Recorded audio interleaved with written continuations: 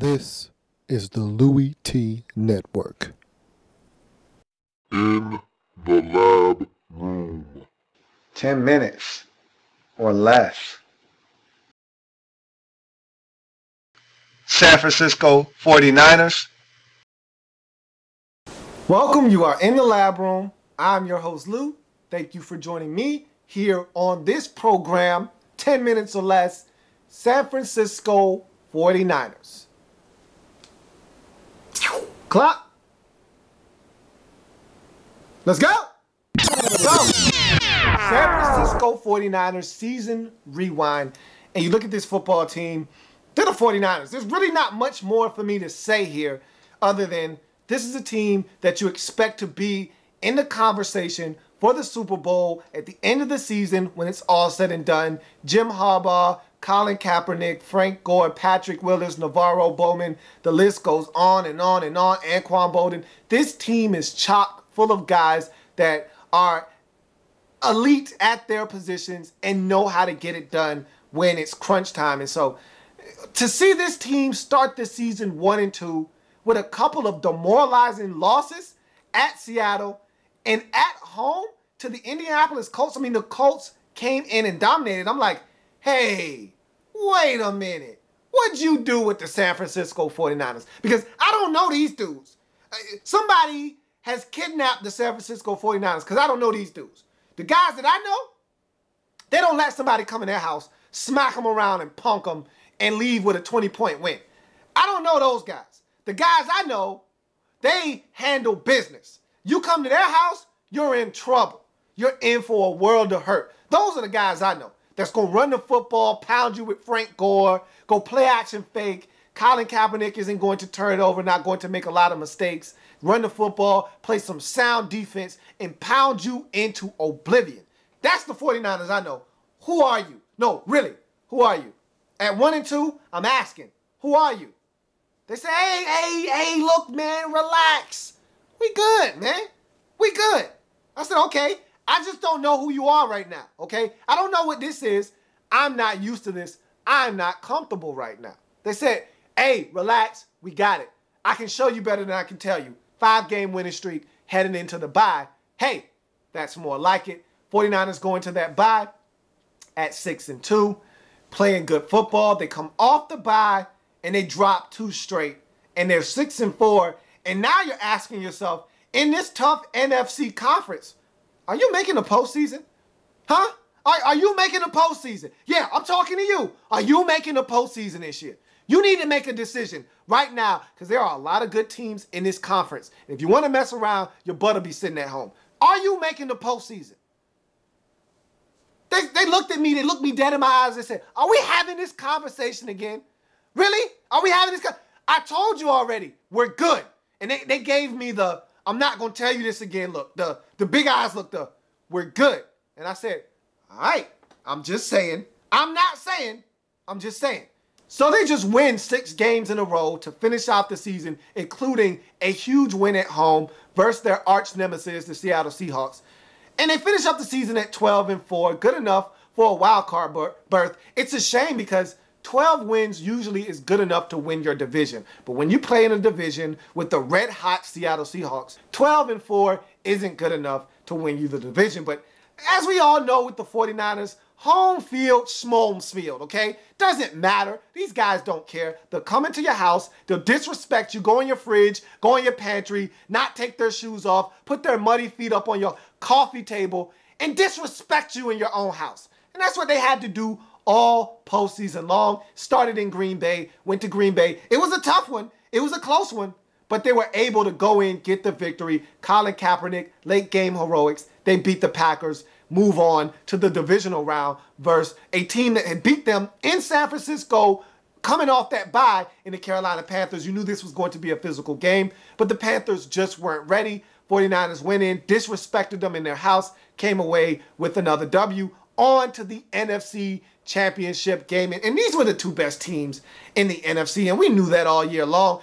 You questioned the 49ers a couple of times, but when it was all said and done, you knew they were the best team along with the Seattle Seahawks. The winner of this game, I thought, was going to have a great shot at winning, but I thought the Denver Broncos were going to be able to score some points against either one of those teams, but this was going to be a big boy matchup. You know, NFC West, family business. I know you, you know me.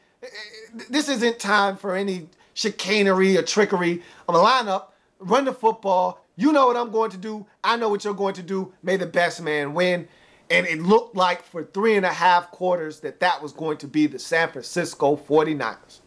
But the Seattle Seahawks rallied back, took the lead. 49ers get one last shot to win. Colin Kaepernick tried to duplicate what he had done earlier in the season against the Green Bay Packers in the postseason, leading them on a game-winning drive. Wasn't meant to be. Richard Sherman with a huge play, deflects it, picked off by Malcolm Smith, and that seals it up.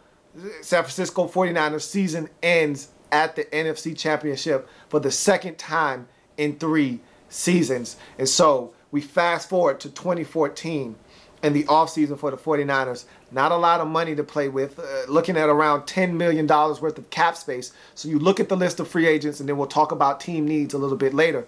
And Colt McCoy, Anthony Dixon, Mario Manningham, Anquan Bolden, Kasim Osgood, Jonathan Goodwin, Terrell Brown, Eric Wright, Dante Whitner, Phil Dawson. All of these last 3 guys, all restricted free agents. Parrish Cox, DeMarcus Dobbs, and Michael Wilhoit. So you look at that list of guys, and you take Anquan Bolden out of the mix. He signed a 2-year deal to come back with this football team, so he's not going anywhere. But you look at the rest of this list. You start with Colt McCoy. You need a backup. You wrestled back and forth between a lot of different guys last year, and so Colt McCoy ended up being who you elected to keep. Now he's a free agent. I think you just need to bring him back. He's comfortable with the system. You're comfortable with him. Bring him back. Keep him as your backup quarterback. And not saying don't draft anyone, but keep him as your veteran backup in San Francisco. You look at another guy on this list that I think you need to bring back, and that's kicker Phil Dawson. I mean, he was huge for you last season. Filled the boot, came over from Cleveland, and I thought he was a difference maker for you in 2013. I think he needs to be back on this roster. I expect him to be back on this roster. What about Dante Whitner at the safety position?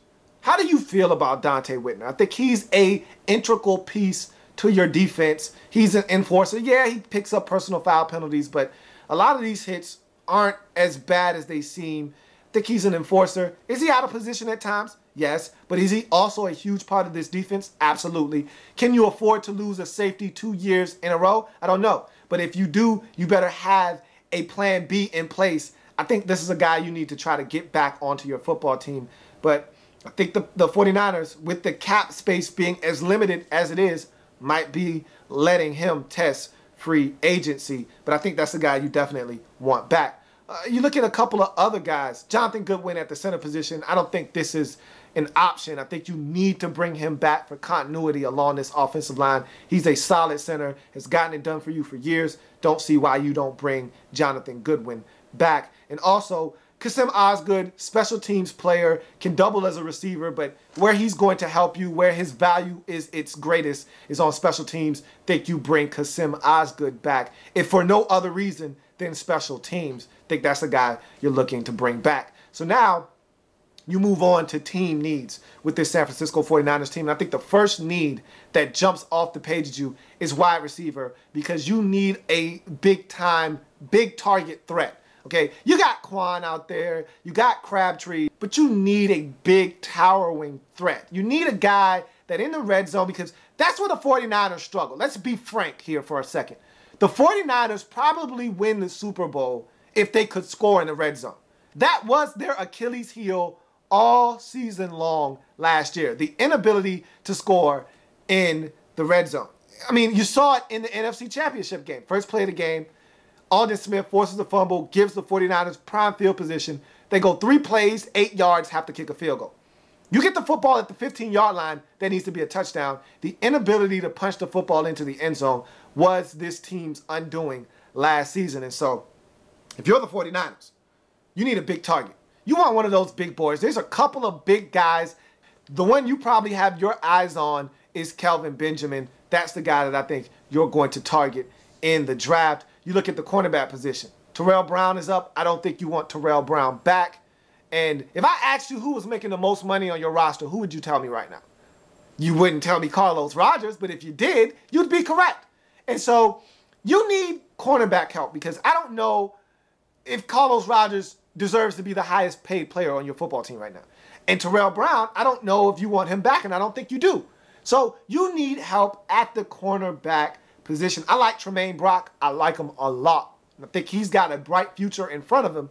But you need some cornerback help. Don't be afraid to go out there, test the free agent market. There's a lot of good stuff on that free agent market. And you're in win now mode. You don't need any more young guys in that secondary. You need veteran stuff. You know how like my corner's well seasoned. You need to go get you some seasoned help on the market at the cornerback position. And also, you need help at the safety position. I just talked about Dante Whitner potentially being a free agent that you do not sign back. You did draft Reed last year, but you still need another safety, especially if Dante Whitner is not back. I'd like you to go in free agency and address that, but you might decide to go and address that through the draft. Whatever you do, make sure it's a smart move. I'd hate to have two young safeties back there. I really would. If I'm the 49ers, I think I need to go and get a veteran if I don't bring back my stuff in Dante Whitner. And so that's going to do it. That was the San Francisco 49ers in 10 minutes or less. 10 minutes or less. Like the content? Want more? Sub up. In the lab room.